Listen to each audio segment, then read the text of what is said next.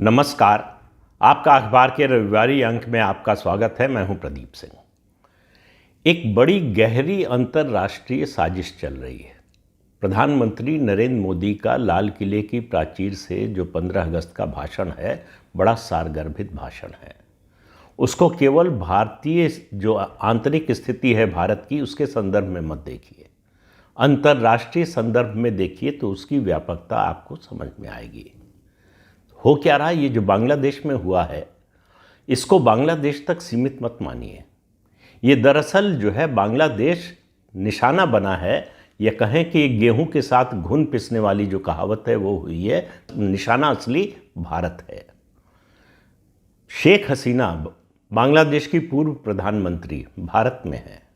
वो भारत में रहते हुए उन्होंने जो बयान दिया है उसको बहुत सामान्य बात मत समझिए। ये भारत की डिप्लोमेटिक चाल है, या भारत की चाल कहना शब्द शायद ठीक नहीं है, ये भारत की डिप्लोमेटिक रणनीति है। ये प्रधानमंत्री नरेंद्र मोदी की विदेश नीति का हिस्सा है कि उन्होंने अमेरिका सहित यूरोपीय शक्तियों को एक तरह से नंगा कर दिया है, उनको एक्सपोज कर दिया है। शेख हसीना ने क्या कहा? उन्होंने कहा कि सेंट मार्टिन द्वीप देने का दबाव था। अगर मैं सेंट मार्टिन द्वीप जो है लीज पर दे देती अमेरिका को, जहां अमेरिका अपना सैन्य अड्डा बनाना चाहता है, एयरबेस बनाना चाहता है, तो मैं प्रधानमंत्री पद पर बनी रहती। अब इससे बड़ा इंडिक्टमेंट जो है अमेरिकी पॉलिसी का और कुछ हो नहीं सकता है। और इसकी तैयारी पहले से चल रही थी। 2 अगस्त को लगभग 22 सेनेटर्स ने अमेरिका के वो लिख कर दिया था, जो विदेश मंत्री हैं ब्लिंकन, उनको, कि शेख हसीना के खिलाफ एक्शन लिया जाए। तो अमेरिका तैयारी पहले से कर रहा था। पहले तो बात कर लें, सेंट मार्टिन क्यों चाहिए अमेरिका को? सेंट मार्टिन वो द्वीप है जहां पर वो एयरबेस बनाना चाहता है। क्यों बनाना चाहता है? क्योंकि उससे वो मलक्का स्ट्रेट पर नज़र रख सकेगा। मलक्का स्ट्रेट ऐसी जगह है, ऐसा क्षेत्र है जहां से दुनिया के मैरीटाइम ट्रैफिक का 2/3 हिस्सा गुजरता है। उससे वो भारत पर भी नज़र रख सकता है, वो हिंद महासागर पर भी नज़र रख सकता है। तो ये उसकी बड़ी स्ट्रेटेजिक नीति का हिस्सा था, जिसे शेख हसीना ने प्रधानमंत्री नरेंद्र मोदी के आप दबाव में कहिए या बांग्लादेश भारत की दोस्ती के दबाव में कहिए, उसको जो भी नाम देना चाहे कहिए, उन्होंने मना कर दिया और कीमत चुकाई प्रधानमंत्री पद खोकर, अपने देश से बाहर निकलकर। तो ये भारत और बांग्लादेश की दोस्ती, खासतौर से शेख हसीना के प्रधानमंत्री रहते हुए जो है, उसकी गंभीरता को आप समझिए कि बांग्लादेश से जो भारत का संबंध था शेख हसीना और नरेंद्र मोदी के प्रधानमंत्री बनने के बाद से, उसका असर विश्व राजनीति पर पड़ रहा है। ये क्यों हो रहा है? अमेरिका और यूरोपीय शक्तियों को अब डर लग रहा है भारत से। भारत विश्व की उभरती हुई शक्ति है और दुनिया का इतिहास इस बात का गवाह है कि जब जब कोई उभरती हुई शक्ति स्थापित शक्ति को चुनौती देने की स्थिति में आती है, तो युद्ध होता है, विरोध होता है। युद्ध की स्थिति नहीं आई है और ये आ सकती है। अब प्रधानमंत्री नरेंद्र मोदी के लाल किले के भाषण पर आइए। उन्होंने क्या कहा? कहा, हम बुद्ध का देश हैं, युद्ध का नहीं। युद्ध हमारा रास्ता नहीं है। उन्होंने कहा, दुनिया में हम जब बहुत शक्तिशाली थे तब भी हमने किसी पर आक्रमण नहीं किया, हमने कोई युद्ध नहीं किया। तो और उसके बाद अगर इतना भी नहीं समझ में आया हो तो और समझा दिया उन्होंने कहा कि भारत शक्तिशाली होगा तो उससे दुनिया के दूसरे देशों के लिए कोई खतरा नहीं है। हमारा शक्तिशाली होना, हमारा आगे बढ़ना, हमारा विकसित देश बनना, ये दुनिया के लिए खतरा नहीं है, दुनिया के लिए अवसर है। इससे विश्व शांति की स्थापना में मदद मिलेगी। तो उन्होंने स्पष्ट कर दिया कि हम आपकी मंशा को समझ रहे हैं। अब सवाल यह है कि क्यों यूरोपीय देश और अमेरिका जो है इतना ज़्यादा परेशान है। उन्होंने टेस्ट करके देख लिया है। संकट के समय जो है वो मोदी को आजमा कर देख लिया है। भारत में संकट पैदा करने की कोशिश करके देख लिया है। बांग्लादेश में ये जो छात्रों का आंदोलन हुआ, इसके पीछे ढाका का एक विश्वविद्यालय है BRAC, इसके छात्र इसमें शामिल थे। तो आप कहेंगे भाई छात्रों का आंदोलन था, एक विश्वविद्यालय के छात्र थे, तो इसमें ऐसी बड़ी बात क्या है? लेकिन बड़ी बात है इसमें, क्योंकि ये विश्वविद्यालय ओपन सोसाइटीज़ यूनिवर्सिटी नेटवर्क में शामिल है। अब ये ओपन सोसाइटी यूनिवर्सिटीज़ नेटवर्क क्या है? ये जॉर्ज सोरोस के पैसे पर चलती है।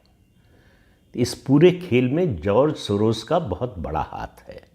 इसको फंड करना, इसको इंस्टिगेट करना, भारत में जो नहीं कर पाए जॉर्ज सोरोस इस चुनाव में, लोकसभा चुनाव में 2024 के, वो बांग्लादेश में किया, अमेरिका की मदद से किया। और आपको बता दें कि जब 1975 में शेख मुजीबुर रहमान का एसेसिनेशन हुआ था, उस समय CIA के स्टेशन डायरेक्टर की देख रेख में, निगरानी में वो सारा ऑपरेशन किया गया था। अमेरिका को अच्छी तरह से पता था, कहीं भी किसी भी देश में जब भी राष्ट्रवादी शक्तियां उभरती हैं तो अमेरिका और यूरोप को परेशानी होती है, खासतौर से अमेरिका को। अब मोदी ने क्या किया? मोदी के बहुत सारे काम उन्होंने किए हैं। 3-4 कामों की बात कर लें। एक, अमेरिका और यूरोप ने रूस पर सैंक्शंस लगाए।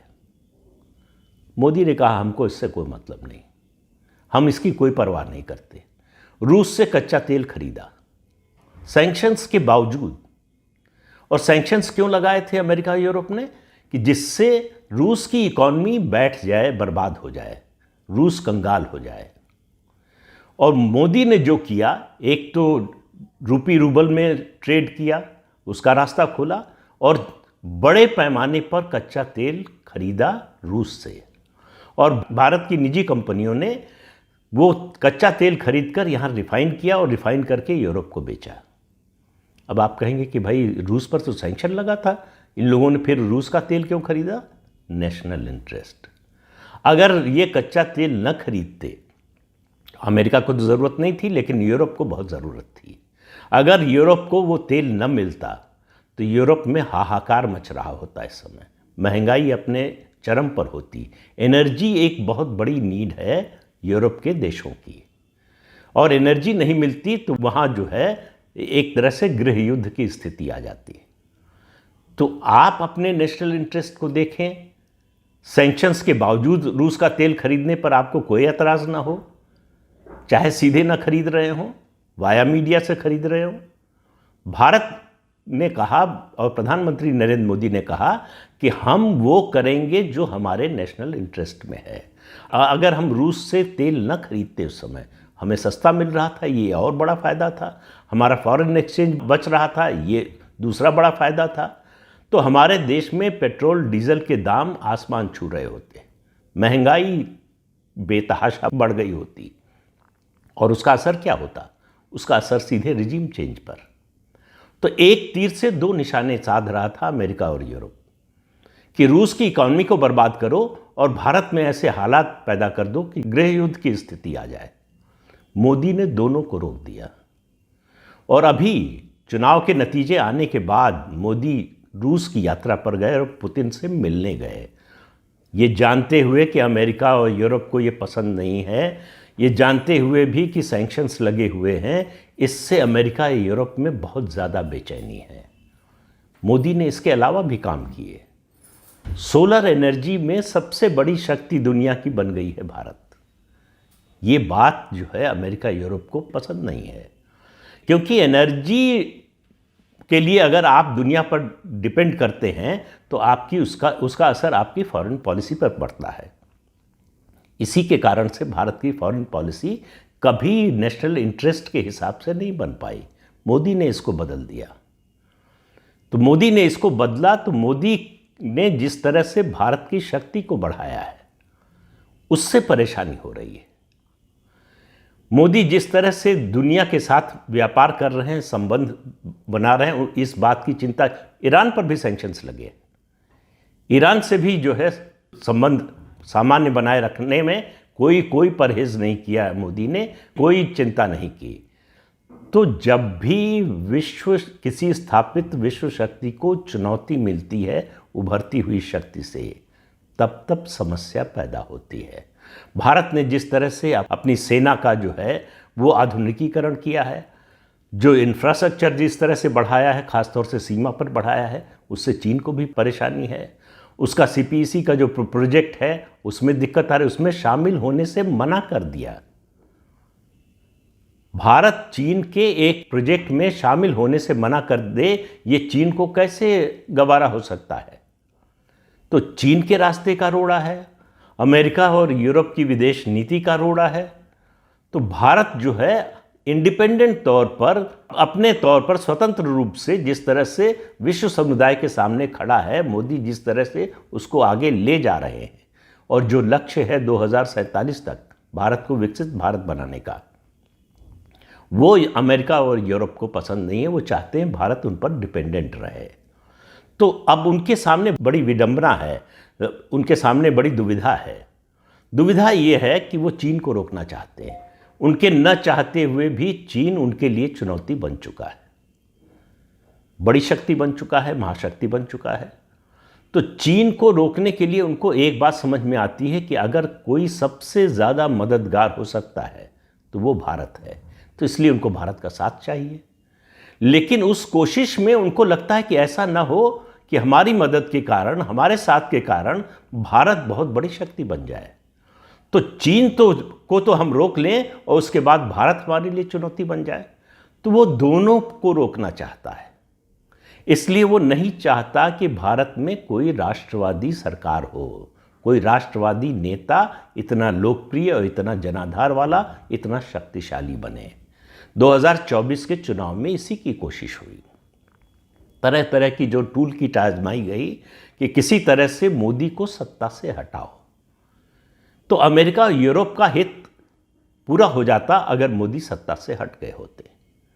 फिर उनको एक कठपुतली सरकार चाहिए, एक ऐसी सरकार चाहिए जिसको मैनिपुलेट कर सके, जिसको अपने नेशनल इंटरेस्ट के हिसाब से चला सके। मोदी वो करने से मना करते हैं, और मोदी के साथ के कारण शेख हसीना ने मना कर दिया। और भारत में रहते हुए ये जो बयान शेख हसीना का आया है, ये भारत में रहते हुए आया है। वो इसलिए आया है कि मोदी अमेरिका यूरोप को एक्सपोज करना चाहते थे कि आप चुनी हुई सरकारों को गिराते हैं, आप किसी भी देश में राष्ट्रवादी ताकतों को मजबूत होते नहीं देखना चाहते। जरूरी नहीं था कि शेख हसीना ये बयान देती, पूरी दुनिया को मालूम है। लेकिन शेख हसीना जब ये बात कहती हैं तो उसकी ऑथेंटिसिटी बढ़ जाती है, क्योंकि बात तो उन्हीं से हुई थी। अमेरिका क्या चाहता था उनसे ये वो जानती हैं और अमेरिकी प्रशासन जानता है।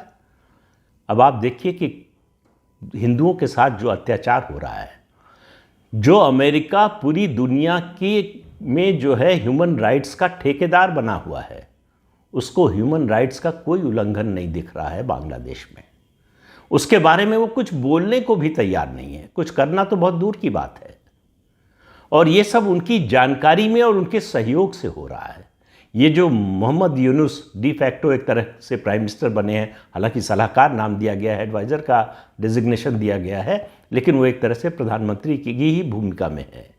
वो अमेरिका के एजेंट हैं, ये पूरी दुनिया जानती है। उनको भारत की शक्ति का ही असर है कि मोहम्मद यूनुस को बयान देना पड़ा है सार्वजनिक रूप से। इससे पहले उनके गृह मंत्री ने बयान दिया कि हम हिंदुओं से माफ़ी मांगते हैं। मोहम्मद यूनुस को बयान देना, फ़ोन करके कहना पड़ा प्रधानमंत्री नरेंद्र मोदी से कि हम बांग्लादेश में हिंदुओं की रक्षा करेंगे। इससे पहले कब आपने सुना था कि इस तरह की घटना हुई हो? जिस देश में उस देश के प्रतिपक्ष के नेता हिंदुओं का नाम लेने को तैयार ना हो, बांग्लादेश के हिंदुओं का, वहाँ बांग्लादेश का जो नया प्रशासन है वो आश्वासन दे रहा है सार्वजनिक रूप से कि हम हिंदुओं की रक्षा करेंगे। राहुल गांधी के मुंह से या उनके साथी दलों के नेताओं के मुंह से एक शब्द नहीं निकला कि बांग्लादेश में हिंदुओं पर अत्याचार नहीं होना चाहिए। ये सामान्य सी बात भी नहीं कह पाए, हिंदू शब्द का ही इस्तेमाल नहीं कर पाए। तो आप समझिए कि वो किसके साथ खड़े हैं, किन ताकतों के साथ खड़े हैं, किन ताकतों का साथ देना चाहते हैं। दोनों का एजेंडा एक ही है, तरीका अलग अलग है, लक्ष्य अलग अलग है, लेकिन दोनों का एजेंडा एक है। जो अमेरिका और यूरोप की शक्तियां हैं और भारत में जो विपक्ष की ताकत है, वो सब मिलकर उनका लक्ष्य सीधा सीधा नरेंद्र मोदी है। नरेंद्र मोदी को हटाओ तो हम सबका फायदा है, ये म्यूचुअल बेनिफिट क्लब है कि एक तीर से कई निशाने सध जाएंगे। तो मोदी ऐसे लोगों के लिए आंख की किरकिरी बने हुए हैं। इसीलिए उन्होंने कहा कि भारत का बढ़ना, शक्तिशाली होना विश्व के लिए खतरा नहीं है, किसी देश के लिए खतरा नहीं, कभी नहीं रहा। उन्होंने लाल किले से कहा कि हमारा हजारों साल का इतिहास देख लीजिए, जब हम बहुत शक्तिशाली थे तब भी किसी के लिए खतरा नहीं बने। और फिर उन्होंने दोहराया कि ये बुद्ध का देश है, युद्ध का देश नहीं है, युद्ध हमारा रास्ता नहीं है। तो उन्होंने एक तरह से विश्व समुदाय को आश्वस्त किया कि भारत की बढ़ती हुई शक्ति उनके लिए किसी तरह की कोई चुनौती नहीं है। लेकिन उन्होंने कहा कि चुनौती को भी चुनौती देना ये देश जानता है। तो एक तरह की चेतावनी है कि भारत को चुनौती मत दीजिए, क्योंकि चुनौती को चुनौती कैसे दी जाती है ये हमको पता है। और भारत की जो सामूहिक शक्ति है, जो सामाजिक शक्ति है, वो जागृत हो गई। उन्होंने जिक्र किया आज़ादी के आंदोलन का।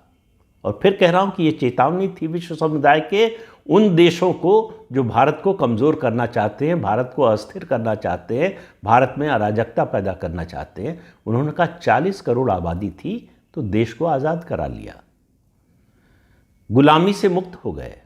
आज तो 140 करोड़ हैं। उनकी शक्ति को पहचानिए। 140 करोड़ से मुकाबला करना आपके लिए बड़ा कठिन है। तो कुल बात उन्होंने भारत के लोगों के लिए, अपने देशवासियों के लिए कही कि अगर हम एक होंगे, देश प्रथम की भावना से आगे बढ़ेंगे, तो हमारा कोई कुछ नहीं बिगाड़ सकता। अमेरिका हो, चीन हो, यूरोप हो, कोई कुछ नहीं कर सकता। आज जितनी ज़रूरत अमेरिका और यूरोप की भारत को है, उससे ज़्यादा अमेरिका और यूरोप को भारत की ज़रूरत है। ये विश्व व्यवस्था में जो परिवर्तन आया है, ये एक तरह से स्थायित्व की ओर बढ़ रहा है। भारत की शक्ति और भारत का कद विश्व व्यवस्था में लगातार बढ़ता जा रहा है। इसको इग्नोर करना, इसको नकारना अमेरिका और यूरोपीय देशों के लिए मुश्किल होता जा रहा है। बार बार यूनाइटेड नेशंस की जो व्यवस्था अभी है, उसमें बदलाव की मांग हो रही है। भारत को सिक्योरिटी काउंसिल का सदस्य बनाने की मांग हो रही है। और इस मांग को ज़्यादा समय तक अमेरिका यूरोप को मालूम है कि टाल नहीं सकते। तो भारत की अर्थव्यवस्था जिस तेज़ी से बढ़ रही है, वो भी पसंद नहीं आ रहा है अमेरिका यूरोप को। हम ब्रिटेन को, जिसके हम 200 साल गुलाम रहे, उसकी अर्थव्यवस्था को पछाड़कर उससे आगे निकल गए हैं। और अगले आने वाले सालों में 2, 2.5, 3 साल में हम विश्व की चौथे नंबर की अर्थव्यवस्था बन जाएंगे। हमारी इस प्रगति को अमेरिका और यूरोप के देश, जो स्थापित शक्तिशाली देश हैं, वो खतरे के रूप में देखते हैं। दुनिया में एक ही नेता है जिससे दुनिया को उम्मीद है कि वो रूस और यूक्रेन का युद्ध रुकवा सकता है। ये सिर्फ नरेंद्र मोदी हैं जो युद्ध को बीच में रुकवाकर अपने स्टूडेंट्स को, अपने छात्रों को, अपने नागरिकों को बाहर निकाल सकते हैं। दुनिया में कोई ऐसा उदाहरण नहीं है कि कोई देश, किसी देश का नेता युद्ध रुकवा दे। दो देशों के बीच में जो करो या मरो का जो है युद्ध चल रहा हो, एक दूसरे को नष्ट करने, बर्बाद करने पर तुले हों, उन दोनों देशों को इस बात पर राजी कर सके कि इतने समय के लिए युद्ध रोक दीजिए कि हम अपने लोगों को निकाल सकें। ये कैसे मंजूर हो सकता है अमेरिका को? अमेरिका नहीं कर पाया। अमेरिकी नागरिकों को भारत ने निकाला, पाकिस्तान के नागरिकों को भारत ने निकाला यूक्रेन से। तो इससे मोदी की ताकत को समझिए। और मोदी की बढ़ती ताकत स्थापित शक्तियों के लिए लगातार चुनौती बनती जा रही है और उनके पास अब इसको रोकने का कोई उपाय नहीं है। लाल किले की प्राचीर से प्रधानमंत्री ने साफ संदेश दिया कि हम जहां हैं, हमारी जो ताकत है वो हमारी वजह से है, आपकी वजह से नहीं, आपके बावजूद है। तो इस गलतफहमी में मत रहिए कि भारत को कमज़ोर कर सकते हैं। शेख हसीना के सामने बड़ा जो है आसान विकल्प था। अमेरिका का साथ देती, भारत का साथ छोड़ देती, प्रधानमंत्री बनी रहती, कोई हटाने वाला नहीं था। लेकिन उन्होंने क्यों ऐसा किया? उन्होंने भी राष्ट्रहित को पहले रखा। उनको मालूम है कि अगर सेंट मार्टिन द्वीप पर अमेरिकी एयरबेस बन जाएगा तो उसका प्रभाव बांग्लादेश पर किस तरह का पड़ेगा। नकारात्मक के अलावा कोई सकारात्मक असर नहीं होने वाला। तो वो नहीं चाहती थी कि बांग्लादेश का एक हिस्सा विश्व शांति के लिए खतरा बने या सैनिक होड़ का एक अड्डा बने। तो उन्होंने भारत का साथ दिया। उनको जाहिर है कि भारत का इतिहास पता है और उनको भरोसा है भारत के वर्तमान नेतृत्व पर, यानी प्रधानमंत्री नरेंद्र मोदी पर, कि वो बांग्लादेश के हित के खिलाफ कुछ नहीं करेंगे और जहां तक संभव होगा हमारा साथ देंगे। भारत ने ही बांग्लादेश का निर्माण कराया है। भारत ने बचाने की कोशिश की, शेख मुजीबुर रहमान को नहीं बचा पाए, लेकिन शेख हसीना को मोदी ने बचा लिया। अगर मैंने पहले वीडियो में कहा था कि अगर थोड़ी भी देर हो जाती शेख हसीना को बांग्लादेश से निकालने में, तो उनको बचाया नहीं जा सकता था। तो ये भारत की शक्ति का, मोदी की शक्ति का प्रभाव था कि शेख हसीना बांग्लादेश से सुरक्षित निकल पाई। और उनका जो बयान है वो अमेरिका को सालों तक टीसता रहेगा। उसको एक तरह से मालूम, तो देखिए बहुत सी चीज़ें होती हैं, पता होती हैं, लेकिन जब वो सार्वजनिक रूप से, बहुत आधिकारिक रूप से सामने आ जाएं, तब मुश्किल होती है ऐसे लोगों के लिए। तो शेख हसीना का ये बयान अमेरिका को एक्सपोज करने वाला बयान है, उसकी नीतियों का। कम से कम 30 ऐसे देश हैं जहां अमेरिका ने सत्ता परिवर्तन कराया, चुनी हुई सरकारों को गिराया, अस्थिर किया। वही खेल वो भारत में खेलना चाहते थे। बांग्लादेश में सफल हो गए, भारत में सफल नहीं हो पाए। और भारत की जो शक्ति है इस समय विश्व मंच पर, जो उसकी ताकत है, उसके नेतृत्व की जो ताकत है, उससे बड़ा स्पष्ट है कि अमेरिका धीरे धीरे ये स्वीकार करने लगा है कि भारत में वो खेल नहीं खेल पाएगा। लेकिन इस गलतफहमी में मत रहिए कि वो खेल बंद कर देगा।